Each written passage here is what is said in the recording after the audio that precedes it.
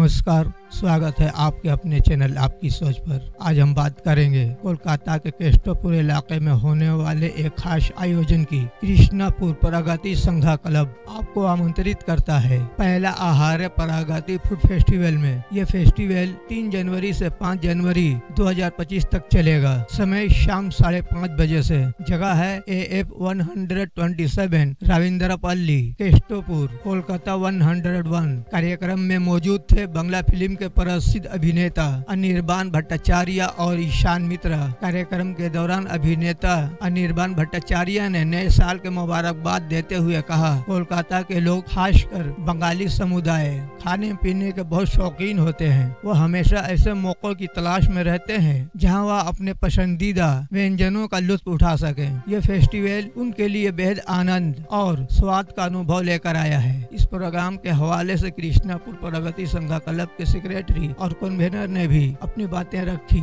और बताया कि इन्होंने पहली बार इस तरह का प्रोग्राम किया है और इसके लिए इन्होंने वार्ड नंबर 24 के अपने लोकल काउंसलर की भी तारीफ की और लोगों से इस फेस्टिवल का लुत्फ लेने को भी कहा। यदि आप फूड लवर हैं या कोलकाता की सांस्कृतिक महक का हिस्सा बनना चाहते हैं तो इस फेस्टिवल का हिस्सा जरूर बने। आइए देखते हैं इस प्रोग्राम के कुछ खास हिस्से। একটু হাত দেখাবে তোমরা যদি থাকো তো। আমি আবার 2022 এ গ্রুপ ABCD যারা ফার্স্ট সেকেন্ড থার্ড হয়েছিল তাদের নামগুলো অ্যানাউন্স করছি, যদি থাকো একটু হাত দেখাবে। যারা যারা ফার্স্ট সেকেন্ড থার্ড হয়েছিল তাদের নাম আমলে চিন্তা দিলে না আরামলে হয়েছিল সেকেন্ড রানার ফার্স্ট রানার হচ্ছে অনির্বাণ শাহ এবং উইনার হচ্ছে কম্বির ঘোষ। পামি ঘোষ ফোন থাকাতে হাততালির আওয়াজ পাওয়া যায় না। গৌতম দাকে প্লিজ আমি অনুরোধ করবো একটু প্লিজ বুকেটা দেওয়ার জন্য।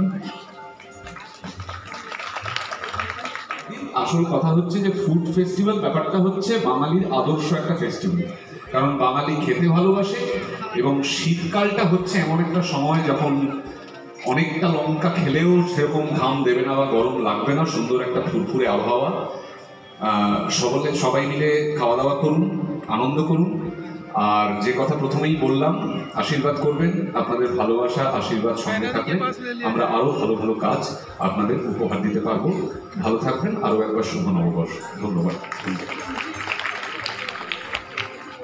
কিচ্ছু চাইনি আমি আজীবন ভালোবাসা ছাড়া, নানা কিচ্ছু চাইনি আমি আজীবন ভালোবাসা ছাড়া। ফুড ফেস্টিভ্যালকে নিয়ে আমি যেটা জানতাম না সেটা হচ্ছে এটা প্রথম বছর। এটাই একটা দারুণ ব্যাপার। 2025 সালে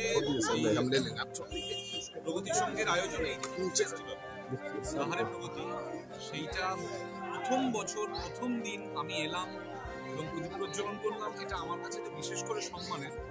এবং এই অঞ্চলের এই কৃষ্ণনগর প্রগতি সংঘ অঞ্চলের মানুষের যে উষ্ণতা, যে আতিথেয়তা, যে আপ্যায়ন, তা আমাকে মুগ্ধ করেছে। আমি চাইবো এবং আমার এখানে যে বন্ধু আছেন পাপান্দা গো এভরিওয়ারের সূত্রে, যার সঙ্গে আমার আলাপ, তাকে রিকোয়েস্ট করব যে প্রদীপ প্রজ্বলন প্রতিবারেই ডাকার দরকার নেই, কিন্তু প্রতিবারে যেন আমি এই ফুড ফেস্টিভ্যালটাতে একবার করে আসতে।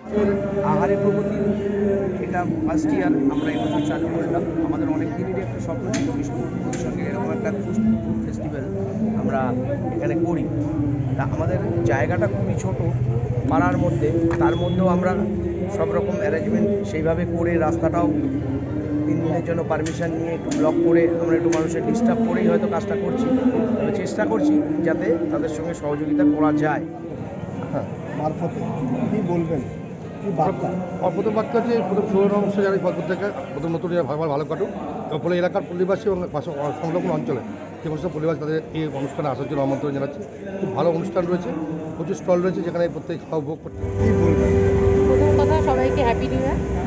আর আমাদের এটা প্রথম বছর, মানে আমাদের প্রগতি সংঘ থেকে বিভিন্ন রকম তো অনুষ্ঠান করা হয়।